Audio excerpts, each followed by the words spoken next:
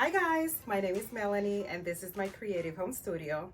On this video, we're gonna go a little farmhouse and we're gonna be making a quick and easy decor sign that looks high-end using mostly Dollar Tree items. So now, let's craft. I grabbed a decor sign from the dollar store I had in my stash from last year. I removed the jute twine and I set it aside for later.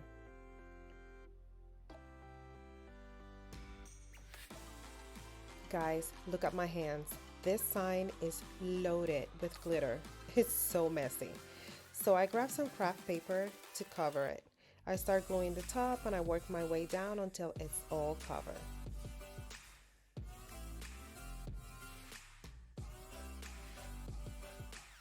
I then grab a utility knife and I trim all the edges.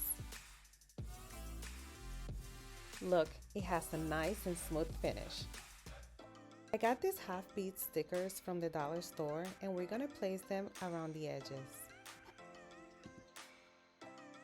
These stickers are attached to a clear adhesive strip and you don't have to do this part, but if you want your project to look high-end, I recommend you take the time to do this.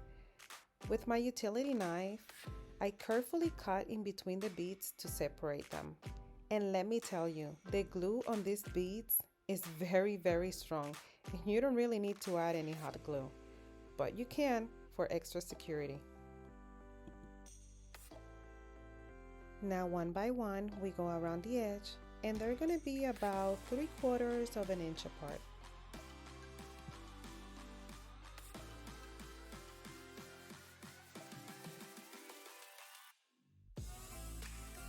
With my Weberly chalk paint in Elephant, I'm painting the whole sign.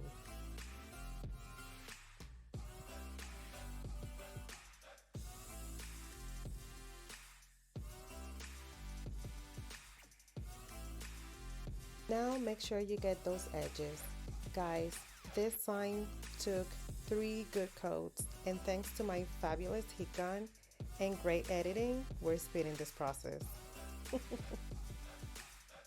I then grab a chalkcouture silk transfer and I'm going to use the Bloom and Grow one.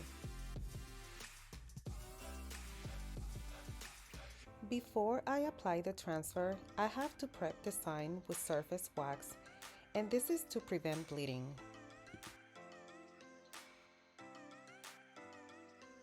I first fuzz the transfer so it's not too sticky and then I apply it to the sign. I use white chalk paint from chalkcouture. I mix it real good and then I apply it to my transfer. When applying the chalk paint, make sure to use light pressure, otherwise your chalk paint is going to bleed. Guys, peeling this transfer was so satisfying. Just look how crisp that print is. I just love chalkcouture. I then used my Weberly chalk paint in plaster and a chippy brush to distress the sign. You didn't think I was gonna leave this sign like this, did you? We need those beads to pop. And then I'm gonna use my Weberly antique wax to add a little more dimension.